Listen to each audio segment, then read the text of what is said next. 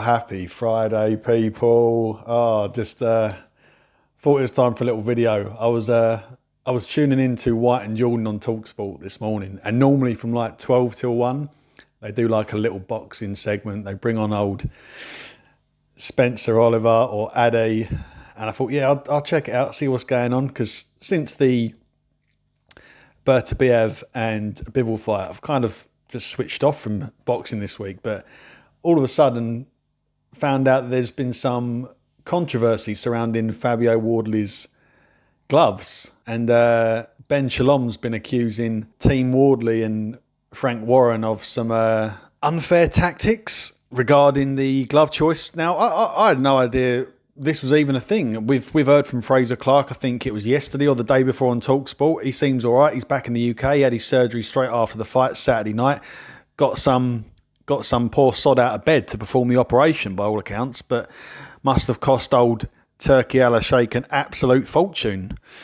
But yeah, that's another story. But yeah, so there's been some accusations, shall we say, from Ben Shalom. Not Fraser Clark, this is purely Ben Shalom. Yeah, Frank Warren ended up on Talksport today, and he's just absolutely exploded and kicked off, saying that all of the gloves were approved before the fight as they are. They're inspected. The British Boxing Board of Control will sign off on them. And before any fight as well, a member from each team will be in the opposing person's dressing room to make sure that everything looks in order, making sure the hands are getting wrapped as they should be. And yeah, as even Bricktop was saying, old Frank Warren, that all of these gloves, they've got to be pre-approved and the other team has to okay it as well.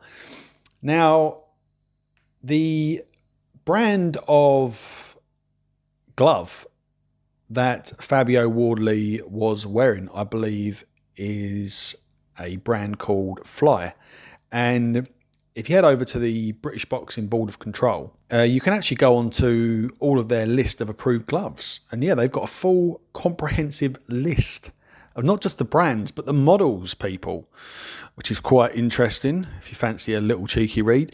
But yeah, there we go. We've got the Fly brand there and the associated models. So this is all good, people. We've got the green light on these cheeky flies. So Ben Shalom's just being weird, man. And speaking of Ben Shalom, man, check out this dude. When this dude first came on the scene, and he literally came out of nowhere, I was saying to a few people in my boxing circle, I was like, this Ben Shalom dude has some of the shiftiest looking eyes I have ever seen. I don't know, man. They're just mad shifty.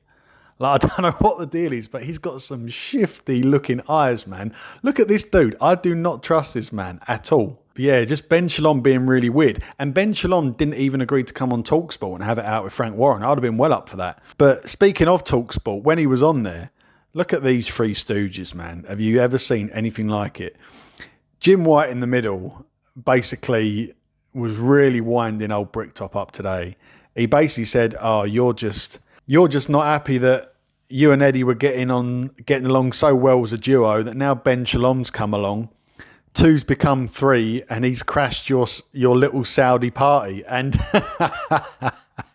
you know what Frank Warren's like? He's just so easy to wind up. If he's not threatening to sue someone, he's basically just taking something too personally, and he's just going absolutely berserk. But this was absolutely hilarious. If you've not checked it out, go check it out on YouTube.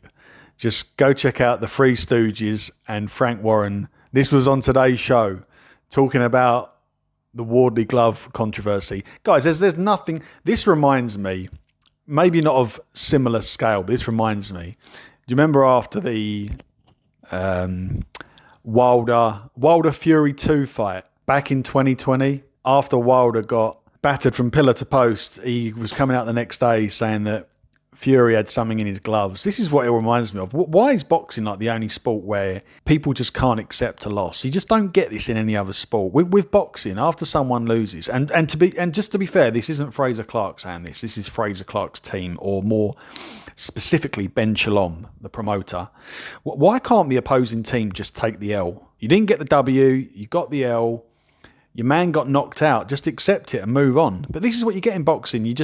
No one can ever accept it, can they? There's always got to be something to explain why your guy lost. But yeah, man, go check it out. It's absolutely classic, man. And the battle between Frank Warren and Ben Shalom begins.